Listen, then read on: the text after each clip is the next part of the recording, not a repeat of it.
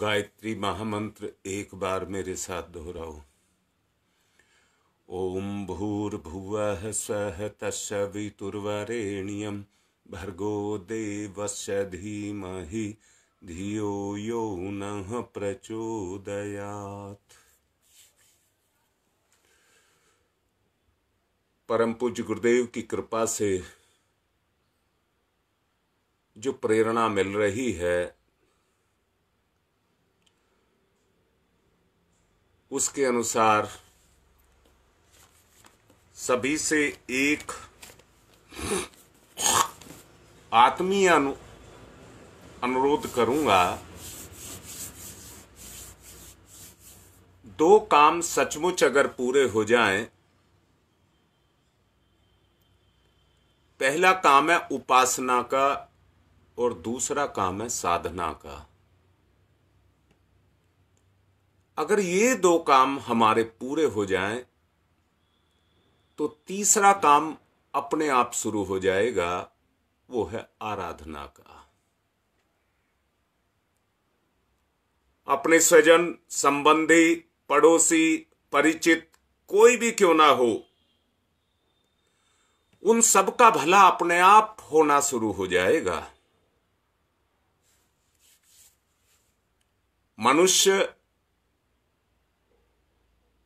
यदि असुरता से देवत्व की तरफ जाना चाहता है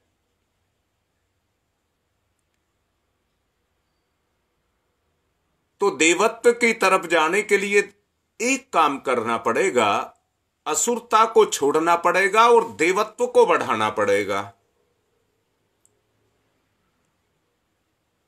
अब मैं आपसे बड़ा ही आत्मीय निवेदन, छोटा नहीं कह रहा हूं, बड़ा ही आत्मीय निवेदन कर रहा हूं। अगर इस 40 मिनट के प्रवचन को आप अपनी उपासना मान लें, उपासना का अर्थ है उन विचारों से जुड़ना जो परम पूज्य गुरुदेव की प्रेरणा के स्वरूप आप लोगों तक पहुंच रहे हैं। अगर उसको आप अपनी उपासना मान लें और उन्हीं विचारों को पूरा दिन उनको अपनी साधना बना लें तो काम बन जाए। और कितना सरल हो जाए कि देखते देखते एक परिवर्तन आप महसूस करने लग जाएंगे। मनुष्य अगर देवत्व की दिशा में अग्रसर होना चाहता है तो सहकारिता की मनोवृत्ति का उसको विकास करना पड़ेगा और अपनी अंतः भूमि को परिपक्व करना पड़ेगा। अपनी अंतः भूमि कह रहा हूं, उसको परिपक्व करना पड़ेगा। मैं नहीं कह रहा बहुत भीड़ चाहिए। आप जितने भी 50-60 व्यक्ति जो आते हैं, अगर इन्हीं की मनोभूमि सहकारिता की बन जाए तो बहुत बड़ा काम हो जाए। मैं आपसे एक बात निवेदन करके कह रहा हूं, क्रियाकलाप से अभ्यास बनता है। क्रियाकलाप से अभ्यास बनता है। भाई दान पुण्य की बड़ी महिमा है, मना नहीं किया जा रहा, पर लुटाने की कोई महिमा नहीं है। लुटाने की कोई महिमा नहीं है। उद्देश्य में दिया गया दान भगवान के मुंह में जाता है। अगर वो मनोभूमि तुम्हारी बन जाए, अंदर से मनोभूमि बन जाए, तो तुम्हारे द्वारा किया गया हर कार्य जो उदारता के रूप में होगा वो तुम्हारी जिंदगी का बीज बन जाएगा। और अंतःकरण की जो मनोभूमि है उसकी गहराई में जो बीज उगेंगे वो गुण के बीज उगेंगे, गुण के बीज उगेंगे। सोचो जो कह रहा हूं।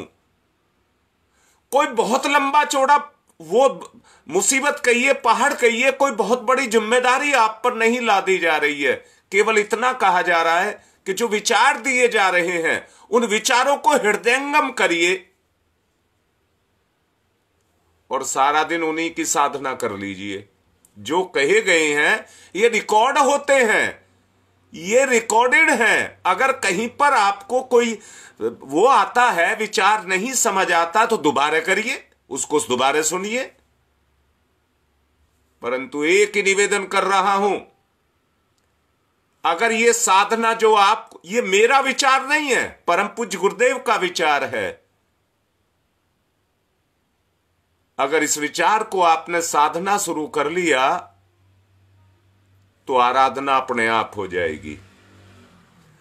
कैसी बात आई कि ऐसा बंधन उस महाकाल का बंध गया। 7 बजे से 7:40 तक का उपासना का क्रम बंध गया। बंध गए हम तो इसकी डोरी से, मन से बंध गए। ऐसे ही साधना की डोरी से कुछ नहीं करना, अपने दैनिक जो कार्य हैं उनको करते रहो, परंतु उन्हीं कार्यों में इन विचारों का समावेश करते रहो निरंतर। मैंने अभी कहा है दान पुण्य की बड़ी महिमा है, परंतु पैसे के दान को तुम दान समझ रहे हो क्या? अपने आपे के उत्थान के लिए अपना समय दान, विचार दान, श्रम दान, जो कुछ भी आप कर रहे हो अपने उत्थान के लिए करिए, अपने रास्ते को खोल दीजिए। मैं फिर से कह रहा हूं, मैंने कल आपसे एक बात कही थी, अगर किसी आदमी को घोर जंगल में ले जाया जाए जहां बहुत बड़ी बड़ी घास, झाड़ियां, पेड़ यो सब खड़े हुए हों, और उस रास्ते पर अगर व्यक्ति को ले जाया जाए जिस पर कभी कोई नहीं गया, तो उसे कितना डर लगेगा। और रात के अंधेरे में ले जाया जाए तो उसकी क्या हालत होगी। अरे जिंदगी का रास्ता तो जो हमें हमारा है उसको तो हमें तय करना ही पड़ेगा। अगर रात में भी जाया जाए और मसाल मिल जाए तो वो सहारा बन जाती है। उस मसाल के सहारे उस मंजिल को पार किया जा सकता है जहां तक पहुंचना है। जिंदगी की मंजिल को अगर पार करना है तो अंतःकरण की मनोभूमि के अंदर उन उदार सद्विचारों को हमको बोना ही पड़ेगा। आज का क्षेत्र बड़े अपनेपन के साथ कह रहा हूं, मूढ़ मान्यताओं से पटा पड़ा है। उसका पूरा साम्राज्य आज काम कर रहा है, पूरा साम्राज्य आज उसका काम कर रहा है। सोचो, देख लो, मूढ़ मान्यताएं किस कदर आज आदमी को भटका रही हैं। आपको आंख से दिख रहा है, आपको सब कुछ दिख रहा है। मूढ़ मान्यताएं आदमी को भटका रही हैं, पर सच्चे रास्ते को मानने के लिए तैयार नहीं है। दिखावा, पाखंड, उन्हीं को महत्व दिया जा रहा है। अरे अपनी जिंदगी के रास्तों को खोलिए, जो अड़चने हैं उनको हटाइए। मैं पूछ रहा हूं, क्या आदमी निढाल होकर के, दूसरे के वशीभूत होकर के ही केवल अपनी जिंदगी को जीता रहेगा? दूसरों पर परावलंबी बनकर के रहेगा? मेरे बस की कुछ नहीं है, आप मेरा बस मुझे उठाइए और वहां उस पार पहुंचा दीजिए। हो नहीं सकता, हो नहीं सकता। मैं फिर से कह रहा हूं, मां बेटी की जोड़ी, बाप बेटे की जोड़ी बन जाए। और जोड़ी बनने से मतलब क्या है? जो बाप चाहता है वो बेटा करे, और जो मां चाहती है वो बेटी करे, और जो पति पत्नी चाहते हैं वो दोनों का आपस में करें। तो मैं आपसे पूछता हूं, कौन सी ऐसी चीज है, कौन सी ऐसी मुसीबत है जो रास्ता नहीं खोल सकती? आज हम सबकी प्रगति के रास्ते बंद पड़े हुए हैं। उन रास्तों को खोलना है। जो रास्ते हमारी जिंदगी के बंद पड़े हुए हैं, उन रास्तों को खोलना है। आज आदमी की सच्चाई को देखिए, आदमी कैसी मुसीबत में फंस करके खड़ा हो गया है। मूढ़ मान्यताओं की बात आपको कह रहा था। अमुक वंश, अमुक वेश लोगों को दान देने के ठेकेदार मानते हैं और कोई देवी देवता और पितरों को प्रसन्न करने की दृष्टि से पैसे को पानी की तरह से बहाते हैं।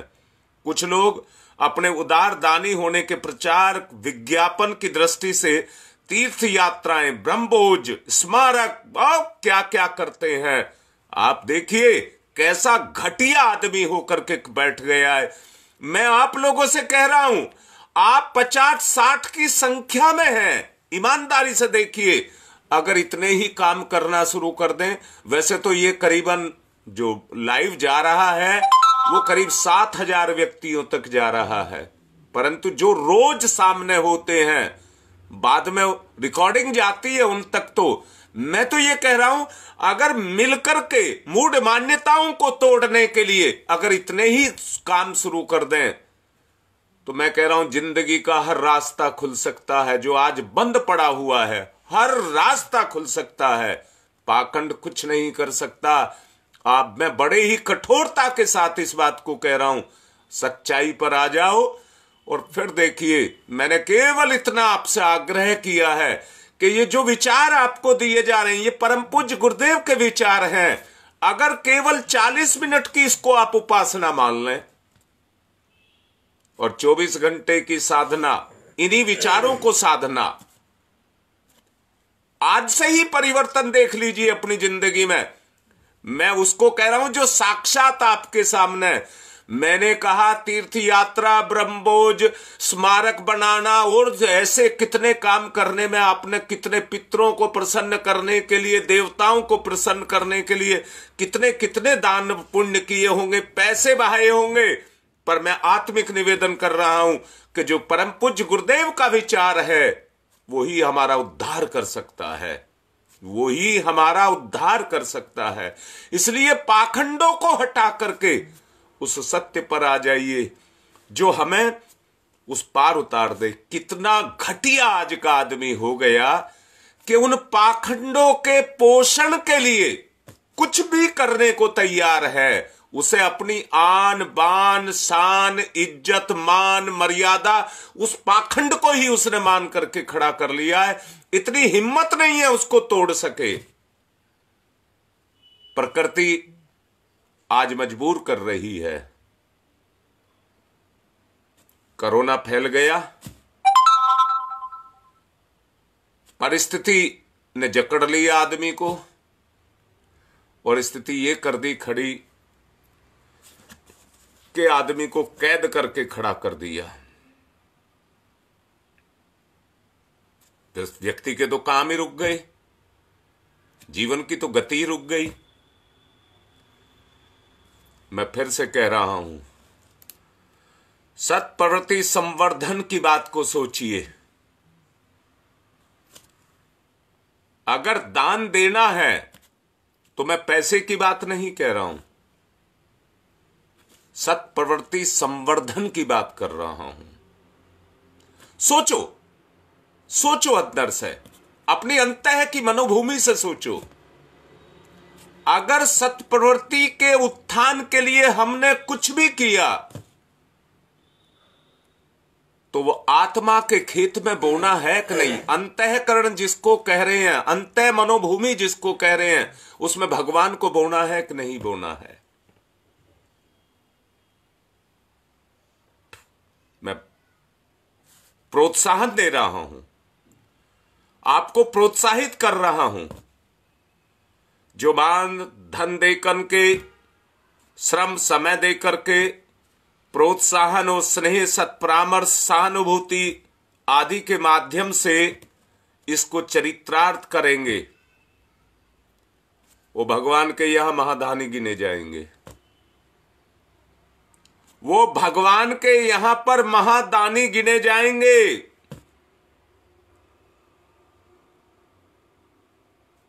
धनी होना आवश्यक नहीं है, बिल्कुल होना आवश्यक नहीं है। गरीब होकर के अगर उस भावना का दान आप कर रहे हैं तो उससे बड़ी कोई चीज नहीं है, उससे बड़ी कोई चीज नहीं है।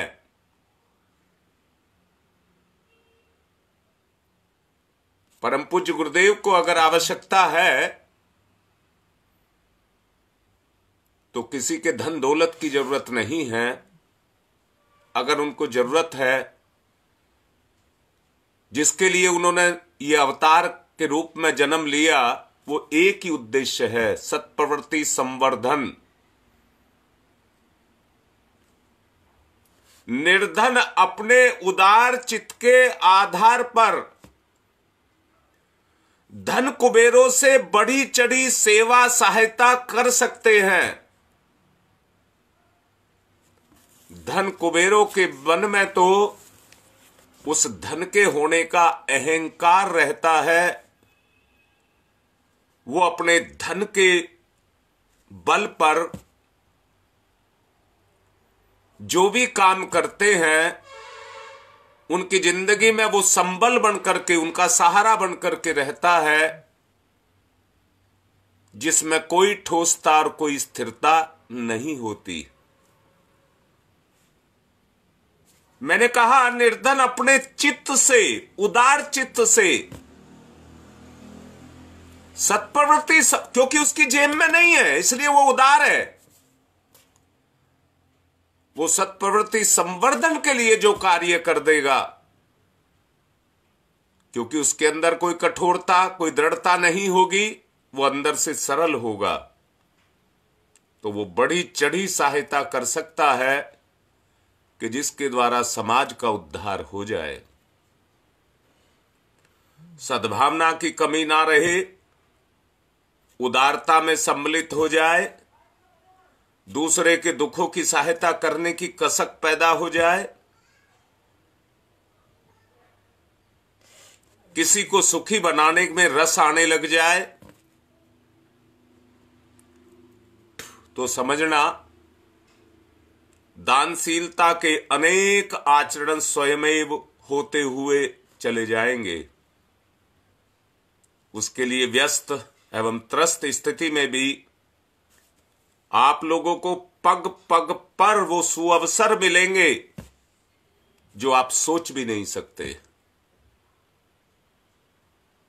मैं बड़े ही आत्मीय निवेदन के साथ आप लोगों से कह रहा हूं, जो इस लाइव को बाद में भी सुनते हैं, वो 7 बजे से आ जाइए। ये उपासना का काल होगा, 40 मिनट का उपासना का काल होगा। अपने अंदर समाई हुई उस निकम्मेपन को, उस कमजोरी को जो आप महसूस करते होंगे, उस कमजोरी को मिटाओ जो आपके अंदर लापरवाही को पैदा कर रही है। अगर भगवान की तरफ चलना है तो कठोरता के साथ नियमबद्धता, भगवान का अनुशासन, नियमबद्धता मत कहिए, भगवान के अनुशासन, भगवान का अनुशासन, आत्मा का अनुशासन आपको मानना ही पड़ेगा।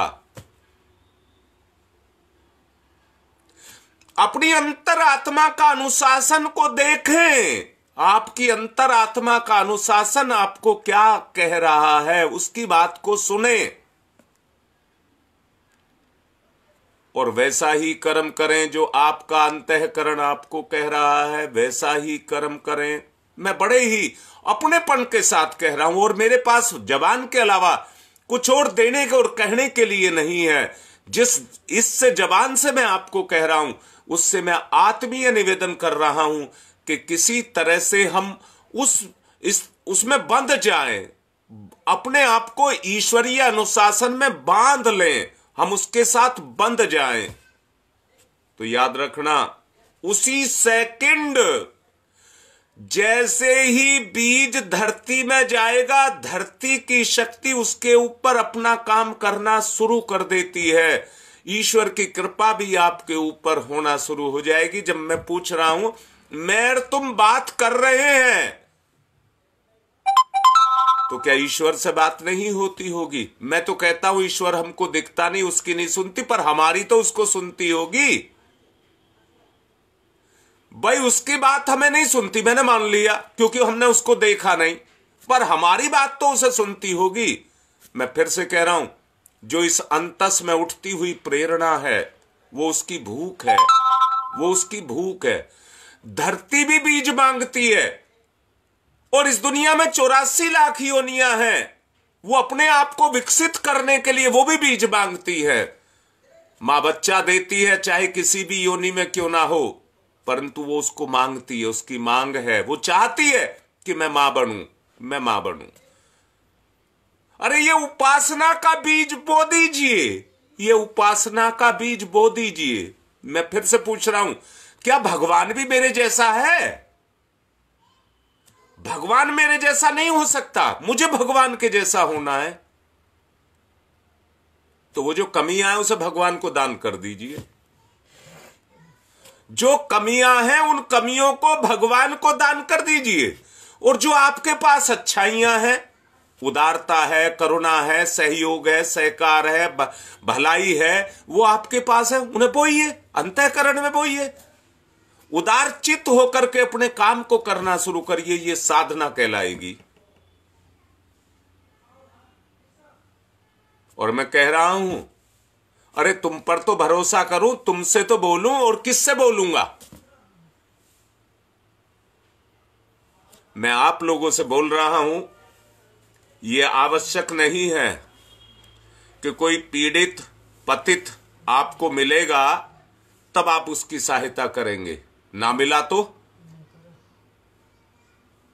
मन महसूस करके रह जाएंगे ना।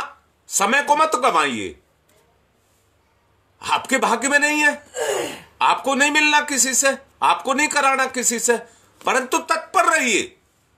मैंने कहा आपका पड़ोसी भी है, आपका रिश्तेदार भी है, आपका घर भी है, उसको कौन देखेगा? मैं आपसे पूछ रहा हूं, उसको कौन देखेगा? तो इंतजार में मत बैठिए, खोज खोज करके बुलाया जाता रहे। आपत्ति धर्म ये नहीं होता है। वर्तमान में जिसमें स्थिति में आप हैं उसमें क्या आपत्ति है उसको ढूंढिए। कोई सुखी दीन दुखी आपको दिखे, विवेक पूर्वक, ऐसे ही नहीं,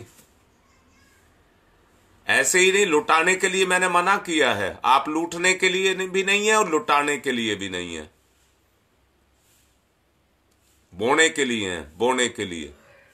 हर वक्त ढूंढिए।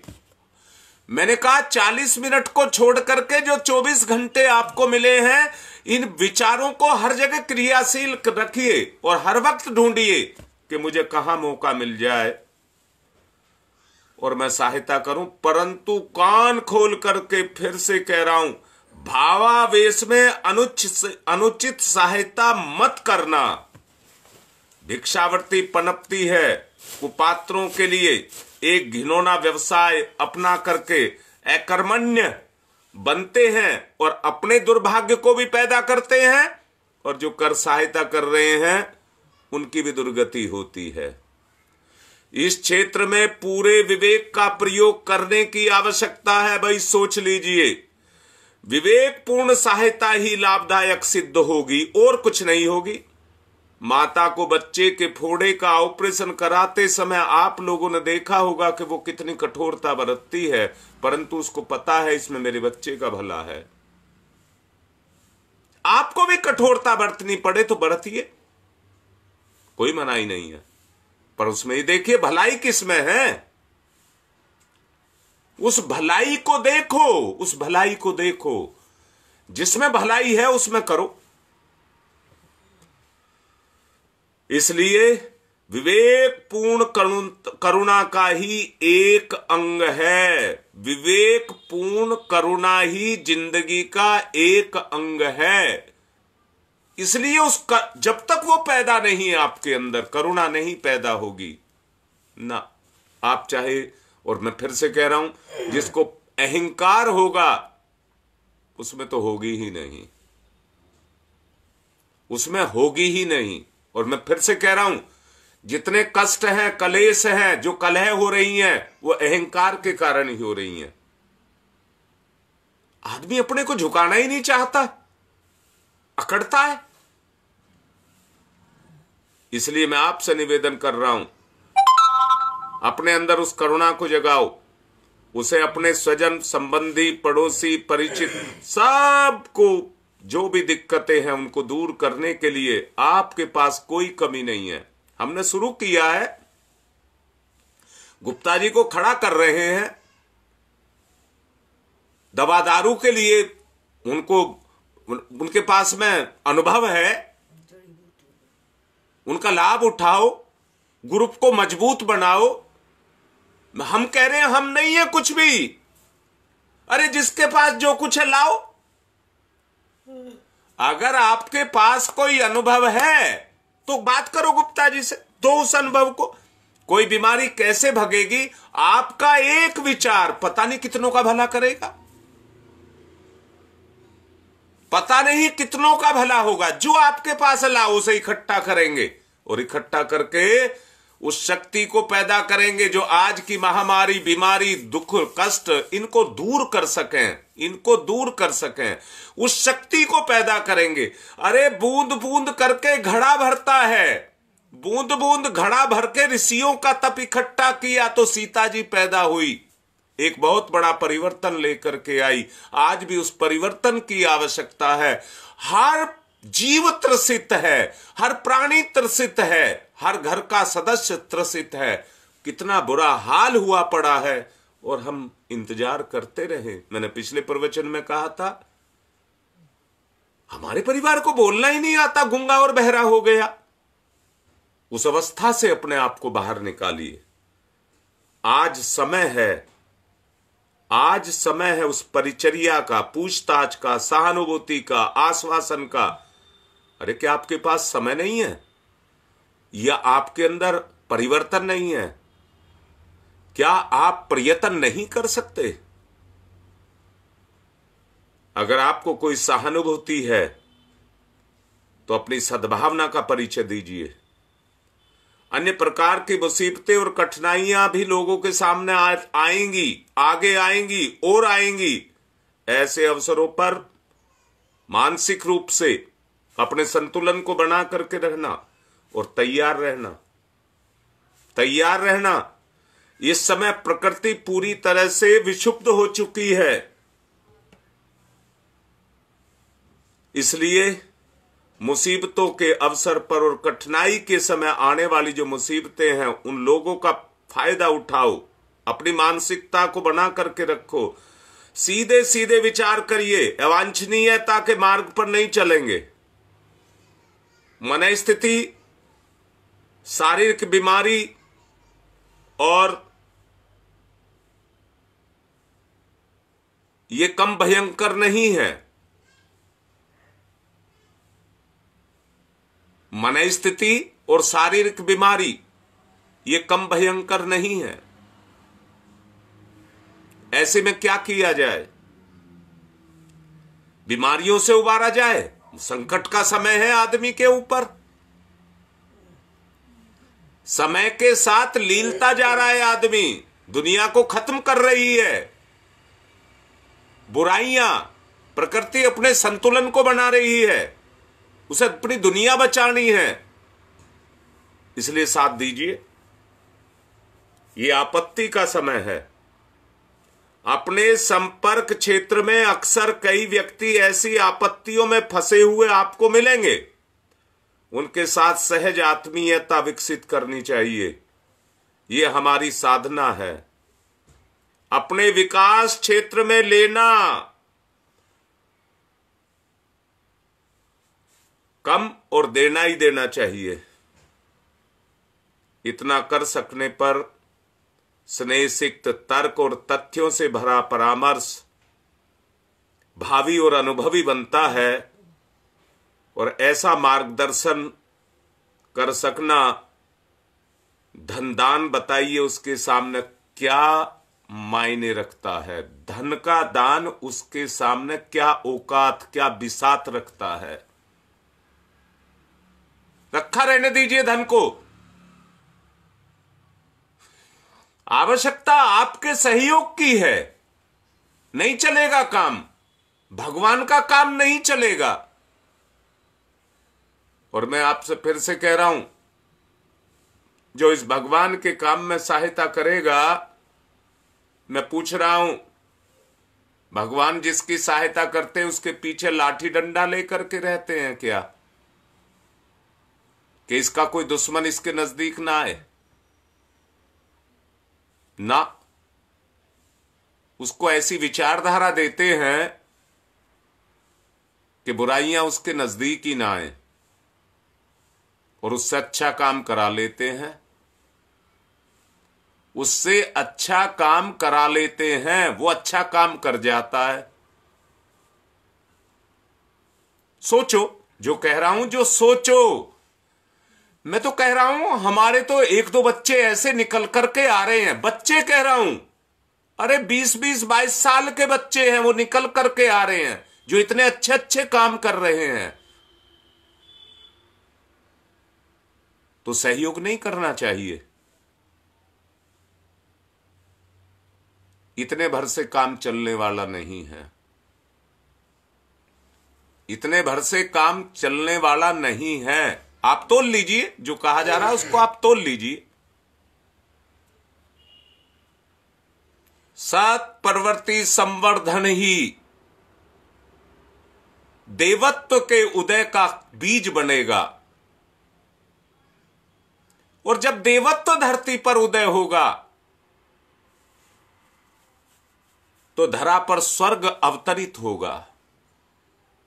कहां होगा? अंतःकरण की मनोभूमियों पर। अरे हनुमान की भूमिका आपको मिली है, राम के साथ हनुमान आया था, वो भूमिका अर्जुन वाली आपको मिली है।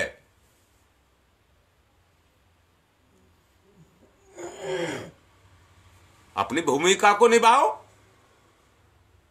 गुरुदेव अपनी भूमिका को निभाएंगे, आप अपनी भूमिका को निभाओ। ऐसा मार्गदर्शन कर सकना धन दान के किसी दुखी की सहायता नहीं कर सकता। जो मार्गदर्शन आप कर देंगे, पहले आप खुद प्रेरित हुइए, पहले आप खुद करिए, फिर दूसरों को सिखाइए। जब तक आपने ही नहीं साधा अपने आप को, दूसरे को कैसे साथ देंगे आप? साइकिल चलानी आपको नहीं आती, सिखा कैसे देंगे आप? सिलाई करनी आपको ही नहीं आती, हां जानकारी है परंतु अनुभव से आती है। जब आपको आ जाएगी तो आप दूसरे को भी ट्रेंड कर देंगे।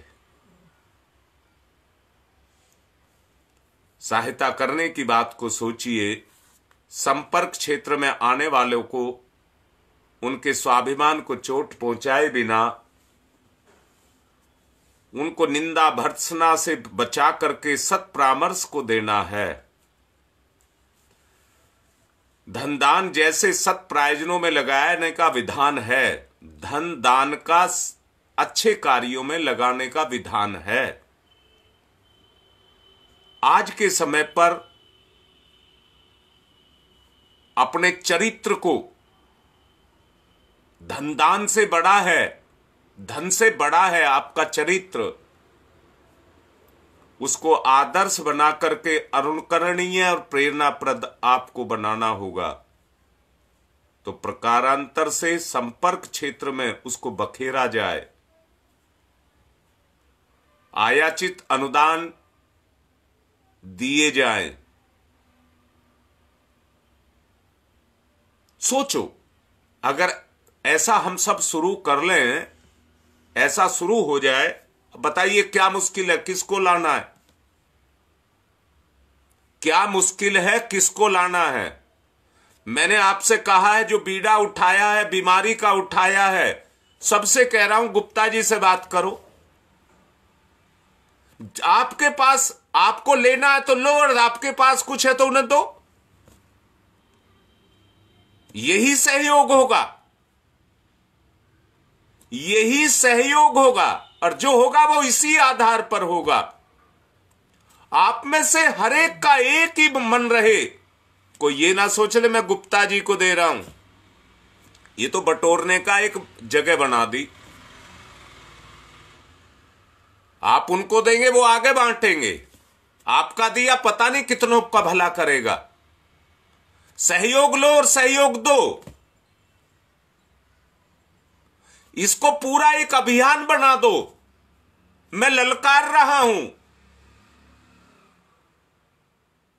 क्या बैठे रहने से कोई लाभ हो जाएगा? मैंने पिछले प्रवचनों में समझाया था, कमाओ और खाओ जिंदगी है क्या? ये तो केवल इंद्रियों के लिए किया जा रहा है, शरीर की पूर्ति के लिए किया जा रहा है। मैं फिर से कह रहा हूं, अगर वो अनुदान जिनकी बात अभी प्रवचन में समझाई है वो दिए जाएंगे तो आपकी अंतरात्मा को शांति संतोष मिलेगा कि नहीं मिलेगा? समाज में आपका स्तर ऊंचा होगा कि नहीं होगा? ये देव अनुग्रह है, इसी को देव अनुग्रह कहते हैं। लोक सम्मान जब आपको मिलने लग जाए तो समझना देवता आपके ऊपर प्रसन्न हो गए और अपनी कृपा को बरसा रहे हैं और आपको अंदर से प्रेरित कर रहे हैं, और ले और ले और ले। आओ, अपनी पात्रता दिखाओ और आप भी लो। अगले दिनों यही इच्छा है कि आप में से हर एक को खड़ा किया जाए। मैंने बहुत पहले भी ऐसी इच्छा व्यक्त की थी। जब मैंने वांग में बांटे थे तब मैं हर क्षेत्र में एक व्यक्ति को कस करके खड़ा कर देना चाहता था, इतना मजबूत बना देना चाहता था। आओ, फिर से जुटो। बार बार प्रयास करते हैं। अरे कीड़ा जब गिर करके बार बार चढ़ने का प्रयास करता है, हम भी गिर रहे हैं, कोई बात नहीं, गिर गए कोई बात नहीं, पर चढ़ेंगे तो सही। गिर करके फिर हिम्मत जुटाएंगे, फिर आगे बढ़ेंगे। आत्मिक निवेदन आप लोगों से कर रहा हूं, आगे बढ़ने का, आगे बढ़ने का। और कोई रास्ता नहीं दिखता, और कोई रास्ता क्या? जिंदगी को ऐसी काट करके चले जाएंगे तो अवस्था तो वही होगी जो हमारी आज है। अरे इस वर्तमान में ही तो हमारी मौत भी छुपी हुई है। तो व्यर्थ मत गवाओ, दूसरों के चक्कर में मत आओ। दूसरे क्या करते हैं उसको मत देखो, आप क्या करते हैं उसको देखो। घर में ऐसी परंपरा, मैं बड़ी दृढ़ता के साथ कह रहा हूं, उसको प्रचलित करना है कि हर आदमी अनुशासन में बंध जाए, नियम का, समय का पालन करे, व्यवस्था में बंध जाए। समझ लेना, अगर ये बात अंतःकरण में आकर के जमती है कि हमें ईश्वर की अनुशासन व्यवस्था में समय के अनुरूप बंधना है, तो भगवान आ गया, भगवान आ गया। आप और कुछ कर सके ना कर सकें, अरे अपने काम को तो व्यवस्थित होकर के कर लीजिए। जो आप करते हैं उसको तो व्यवस्था में कर लीजिए।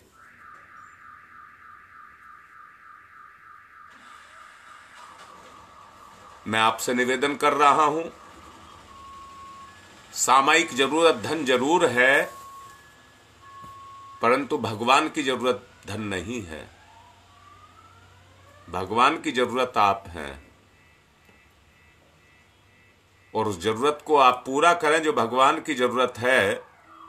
ऐसी उत्सुकता अगर अपने अंदर बनी रहे तो इसके लिए उन्हें बराबर अवसर मिलते रहेंगे। आप एक बार चलना तो शुरू करिए, आपको बराबर जो हम ढूंढते फिर रहे हैं किसकी सहायता करें, आपको वो अवसर मिलते चले जाएंगे। बड़ी क्लास के लड़के अपने से छोटी क्लास के बच्चों को पढ़ाएं, पढ़ाने के लिए नियमित रूप से हर रोज उनके लिए समय निकालें, घर में हंसने का माहौल पैदा करें,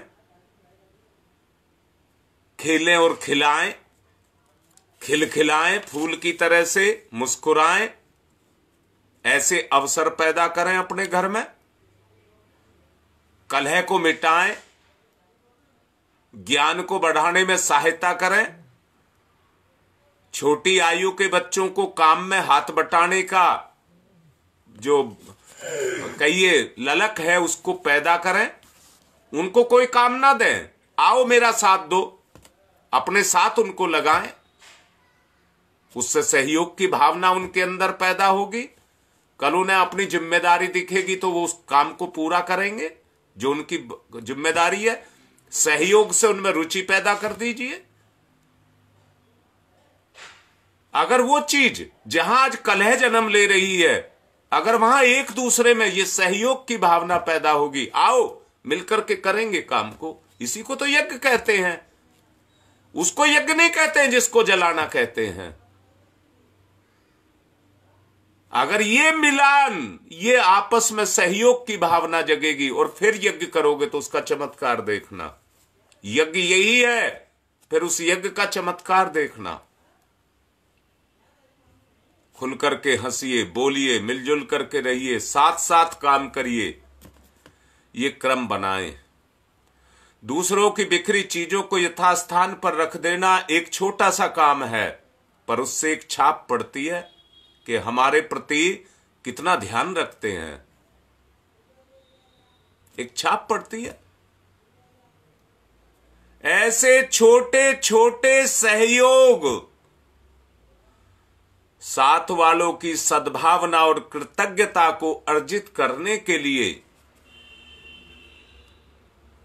आप देना शुरू करें। देखिए, मिल गया काम, मिल गया काम। किसका काम? भगवान का काम। किसका काम? आत्मनिर्माण का काम। मैं पूछ रहा हूं, कलह, बीमारी, दो ऐसी चीज आदमी को लगी हुई हैं, हम सब चीज छोड़ दें, सब चीज छोड़ दें, दो चीज पर अगर काम करें, एक बीमारी और दूसरी कलह। सोचो बात को जो मैंने बोला है। मैंने कहा है अभी ये 7,000 व्यक्तियों तक जाएगा,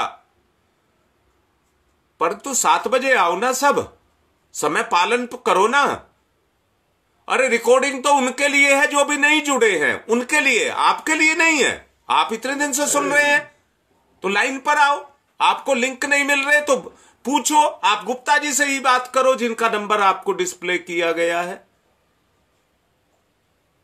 प्रसंगबद्ध हो जाओ, एक हो जाओ, नियमितता के साथ पर एक समय पर। मैंने एक प्रवचन में आपसे कहा था, जरा देखना, सोचना, पानी की एक बूंद पत्थर पर टप टप टप करके गिरती रहे और उसी पत्थर पर एक धार बांध करके पानी कुछ देर के लिए छोड़ा जाए और उसी पानी को बूंद बना करके छोड़ा जाए तो बूंद पत्थर में खड्डा कर देगी, धार नहीं करेगी। हां, धार भी अगर निरंतर गिरती रही तो पहाड़ को भी तोड़ करके टुकड़े बना देगी, रेत बना देगी। हिमालय से जो पत्थर लुढ़क करके आते हैं वो पानी तोड़ देता है उनको, और धार में जब वो बहते हैं तो रेत बन जाते हैं। हमारी भी एक धारा निकल करके आएगी। अरे पहले बूंद तो टपकना शुरू करे।